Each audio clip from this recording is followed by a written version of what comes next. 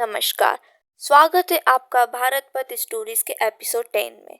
अब बारी है समुद्र की। कमांडर प्रेरणा देवस्थली का जन्म मुंबई में हुआ। उन्होंने convent of Jesus and Mary में पढ़ाई की और बाद में सेंट जेवियर्स कॉलेज मुंबई से फिजियोलॉजी में पोस्ट ग्रेजुएट डिग्री हासिल की। उनका भारतीय नौसेना में सफर 2009 में शुरू हुआ, जब वे एविएशन ब्रांच में ऑब्जर्वर के रूप में कमीशन हुई। उन्होंने नौसेना के मैरीटाइम एविएशन से जुड़े महत्वपूर्ण कार्यों में अनुभव हासिल किया।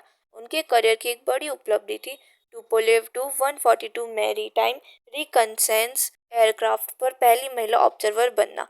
उन्होंने P-81 एयरक्राफ्ट पर भी सेवा की, लेकिन उनकी सबसे बड़ी ऐतिहासिक उपलब्धि अभी बाकी थी। दिसंबर 2023 में प्रेरणा देवस्थली भारतीय नौसेना के किसी युद्ध पोत की कमांडिंग ऑफिसर बनने वाली पहली महिला अधिकारी बनी। उन्हें water jet fast attack craft INS ट्रिनिकेट की कमान सौंपी गई। यह केवल उनके व्यक्तिगत करियर की उपलब्धि नहीं थी, यह भारतीय नौसेना में महिलाओं के लिए बढ़ते अवसरों का भी महत्वपूर्ण उदाहरण था। और उनकी कहानी में एक खास संयोग भी है।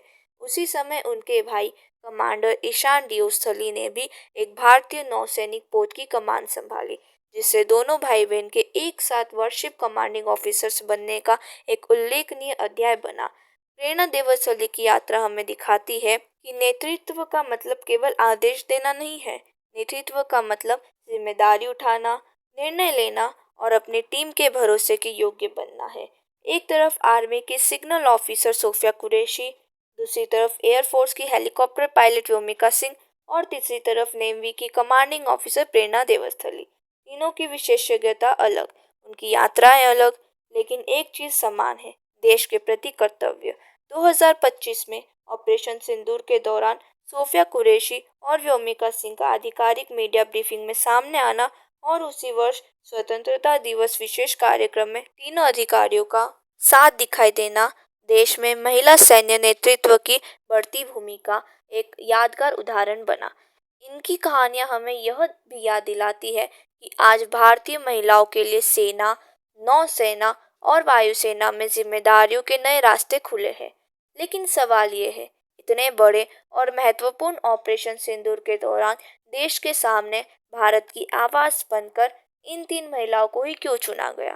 Colonel Sofiya Qureshi, wing commander Vyomika Singh और कमांडर प्रेरणा देवस्थली, तीनों ने अपनी अपनी जिम्मेदारियों में खुद को साबित किया था। इसीलिए जब देश को दृढ़ता, साहस और जिम्मेदारी की आवाज चाहिए थी, तब इन महिला अधिकारियों ने पूरे आत्मविश्वास के साथ भारत का प्रतिनिधित्व किया। सिंदूर सिर्फ एक शब्द नहीं, भारतीय महिलाओं के लिए यह प्रेम, सम्मान और रिश्तों का प्रतीक है। और इसी भाव ने ऑपरेशन सिंदूर के नाम को और भी गहरा अर्थ दिया। इन तीनों महिलाओं ने दुनिया को दिखाया कि भारत की बेटियां सिर्फ सपने नहीं देखती, वे जिम्मेदारी भी उठाती है, नेतृत्व भी करती है और देश का नाम भी रोशन करती है। तीन वर्दियां थी, तीन अलग अलग जिम्मेदारियां थी, लेकिन आवाज एक थी, भारत की। और यही है ऑपरेशन सिंदूर की उन वीर महिलाओं की कहानी, जिन्होंने अपने साहस और कर्तव्य से इतिहास में एक यादगार अध्याय जोड़ दिया।